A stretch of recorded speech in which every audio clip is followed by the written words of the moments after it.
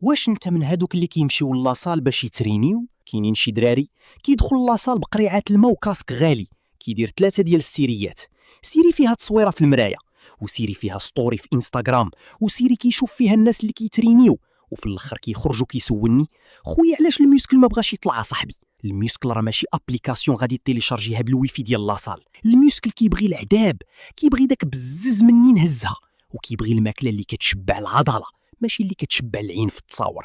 الا كنتي باغي بصح تولي عندك فورمه مبنيه على الصح ماشي منفوخ بالبرد، تبع معايا هذا الفيديو. فواش انت كتريني العضله ولا كتريني التليفون؟ فشوف باش نكونوا واضحين، كمال الاجسام هي الرياضه الوحيده اللي ما فيهاش الزهر، يا اما ترينيتي وضربتي تماره وغادي يبان عليك، يا اما بقيتي كتفلى وغادي تبقى فوتوكوبي ديال العام اللي فات. واش كتاكل باش تبني ولا باش تعمر؟ حيت بزاف كيصحاب ليهم الضخامه هي ياكل اي حاجه قدامه.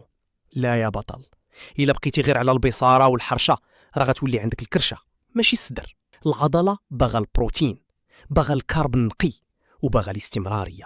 الماكله هي 70% ديال النتيجه، بلا بها راه بحال كتضيع الوقت في والو. وما تجيش عندي وتقول لي ترينيت شهر وما بان والو. واش كيصحاب لك العضلات كينبتوا بحال النعناع؟ راه خاصك شهور وعوام ديال الصبر.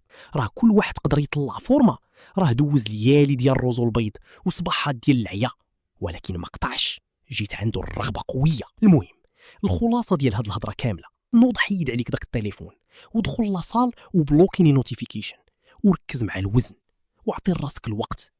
الا كنتي باغي بصح تبدل حياتك وفورمتك، هاد القناه غتكون هي الكوتش ديالك اللي كيقول لك الصراحه بلا زواق. ويعجبك هاد القصف التحفيزي، خلي لي واحد اللايك وقول لي في كومونتير شحال هادي وانت كتريني، واش انت من صحاب التصاور ولا من صحاب التماره.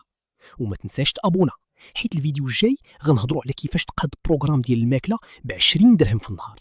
ونتلاقاو في الفيديو الجاي.